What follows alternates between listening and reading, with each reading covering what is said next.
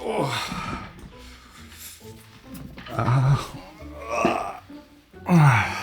everybody, welcome back to Black Magic Craft.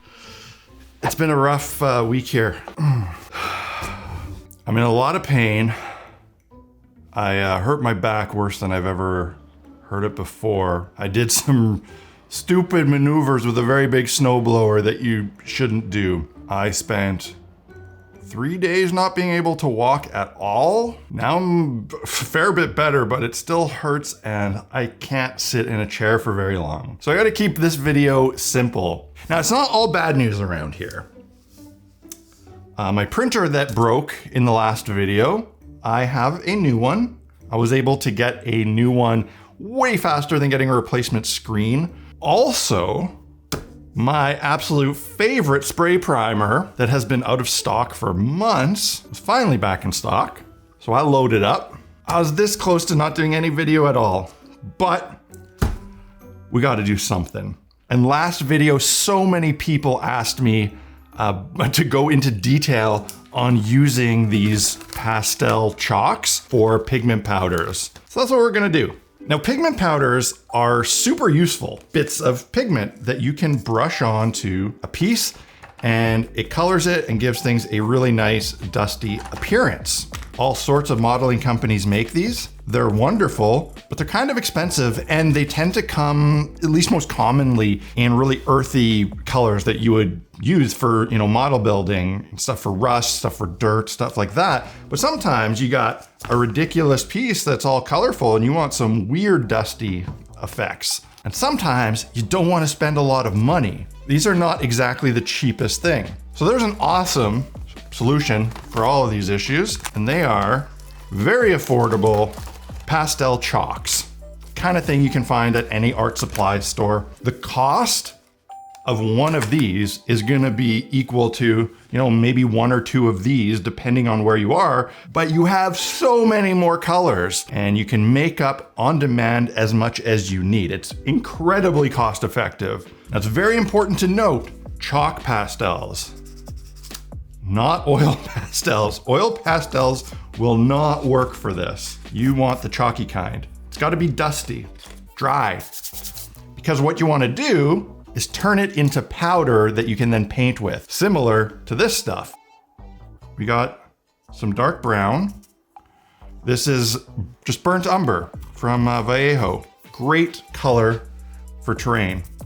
And I would wager that that's pretty darn close. You can take this, put it in a mortar and pestle, grind it up into a fine powder, or you can put it in like a bag or between some paper and smash it with a hammer and get it all turned into powder and put in some kind of containers for later. I like the convenience of all of it being stored like this rather than a whole bunch of little containers. And I'm okay with just making some as I need it. But this is gonna depend on how much you need and how often. In general, you're gonna wanna wear a dust mask when working with these powder pigments. You don't wanna be breathing them in. That'd make it kind of hard for me to talk to you today though. The way I use these is I just grab the color I need when I need it, grab a knife, and I just scrape.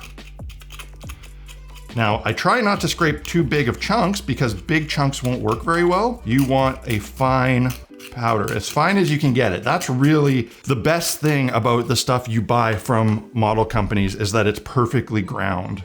Not exactly the same color, but close. It's gonna be close enough for a lot of purposes. You can, of course, also mix. It's a little bit trickier, but you can mix these colors. This is just dry paint. So you can kind of do all the things you can do with paint in terms of mixing. And we're pretty close here. So now I have an awesome pigment powder that I can put on this piece, one of my pieces from my Plague City build that somebody stepped on, so it's broken, but whatever. Great bits of texture here to try this out on. Here's the one that I did with this, the Vallejo, and now I take this one. And as you can see, it's basically the exact same thing. Mine's a little lighter, a little redder because my color mixing isn't perfect, but not exactly trying to 100% color match. I'm just trying to get something that I can use to weather a piece. And there you go, that's it. That's that simple. Pastel chalk. Shave it, put it on your piece. But where it gets interesting is with brighter colors. Say you need some rust. Look at this, you get a really nice, bright, rusty color. Mix them together a little bit. Fantastic. What if you want some really strange color effects?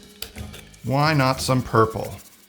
There's some purple and it gives a really unique weathering powder.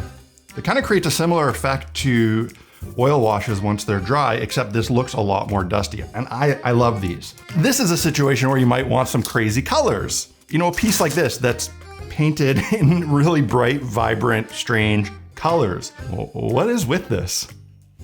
The heck is this? Well, the reason I whipped this together for demonstration is to show you a little bit about this video's sponsor.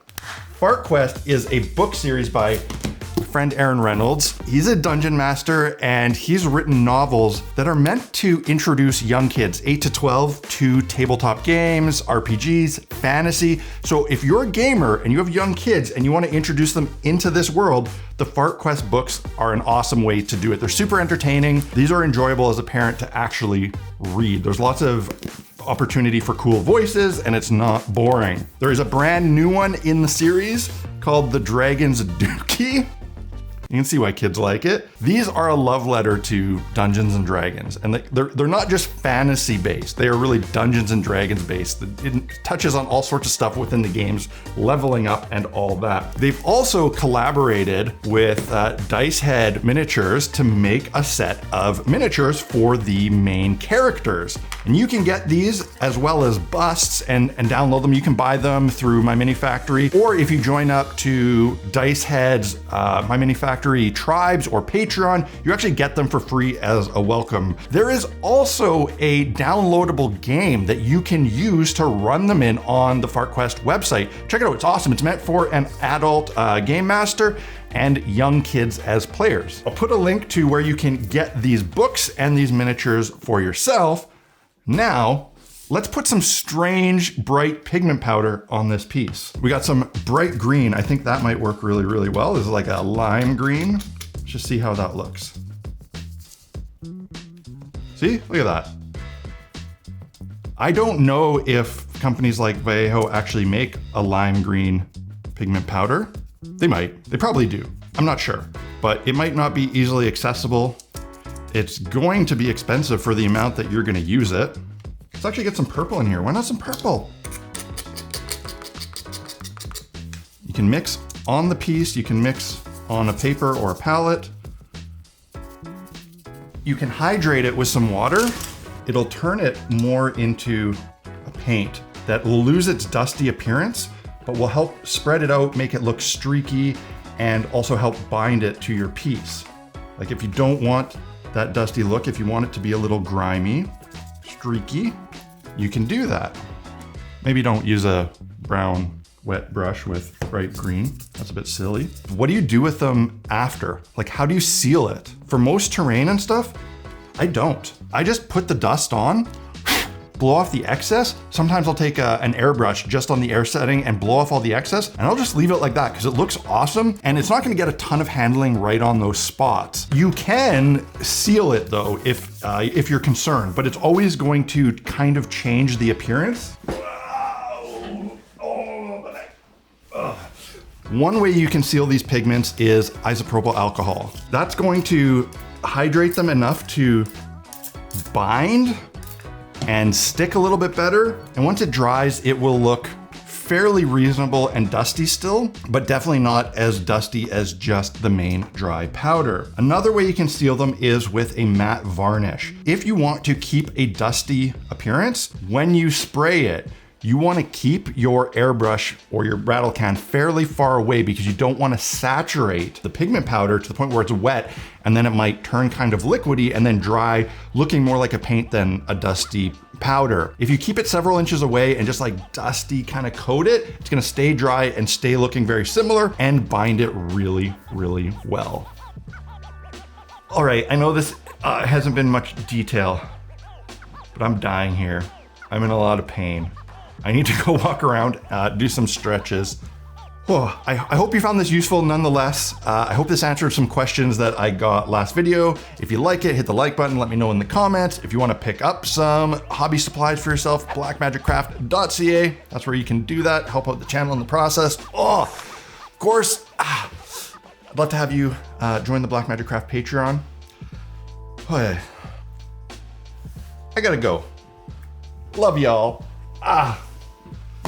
Be careful with snowblowers.